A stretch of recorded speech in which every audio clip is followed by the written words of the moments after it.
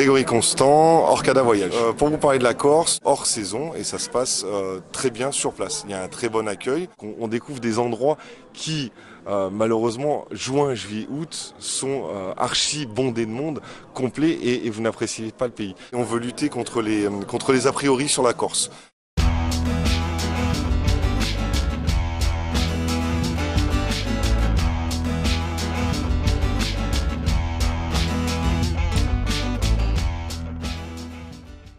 De la Corse, nous c'est un circuit qu'on organise maintenant depuis 3 ans.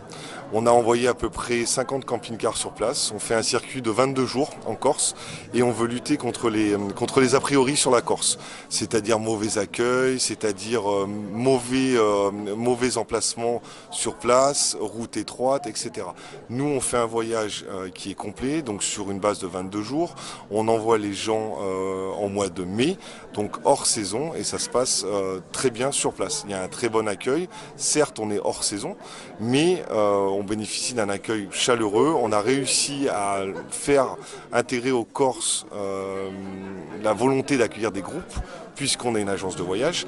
Et ça, ils étaient un petit peu réfractaires. Donc la Corse, c'est un très beau pays. C'est la France, hein, mais ça reste quand même un pays un peu à part. On est toujours en camping et on bénéficie, comme je vous l'ai dit, d'infrastructures quand même assez modernes, contrairement aux idées reçues. Nos groupes se limitent à 15 camping-cars. C'est-à-dire qu'on ne veut pas devenir le grand Barnum qui se déplace. Hein. On fait des départs à partir de 8 camping-cars, ce qui représente à peu près 30 personnes, grand maximum. Sur le voyage en Corse spécifiquement, on ne se suit pas, on garde nos distances de sécurité et c'est accompagné bien sûr par une personne qui est en camping-car elle-même. Le tarif est de à peu près entre 1500 et 1600 euros, d'accord, avec après des remises, etc.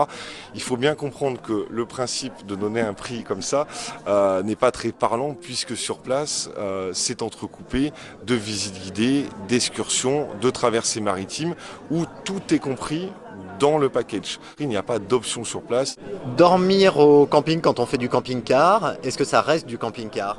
Oui, ça reste du camping-car parce que contrairement à l'hôtel, là vous pouvez quand même dormir dans des campings déjà où il y a quasiment personne. Donc la Corse, c'est ça aussi qui est intéressant pour nous, c'est qu'on y va hors saison, donc on découvre des endroits qui malheureusement juin, juillet, août sont archi bondés de monde, complets et vous n'appréciez pas le pays. Là effectivement vous êtes en camping-car, effectivement il n'y a pas de bivouac puisque la Corse reste un terrain vierge et c'est vrai que sur place la population locale on va dire n'apprécie pas trop qu'on se pose n'importe où en camping-car. Donc on respecte cette tradition, on est en camping, mais vous avez des campings en bord de mer, vous avez des campings qui sont hyper nature et c'est très agréable.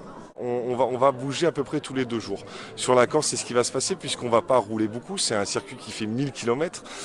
Il faut savoir que 100 km en Corse, ça représente à peu près 2h30 de voiture.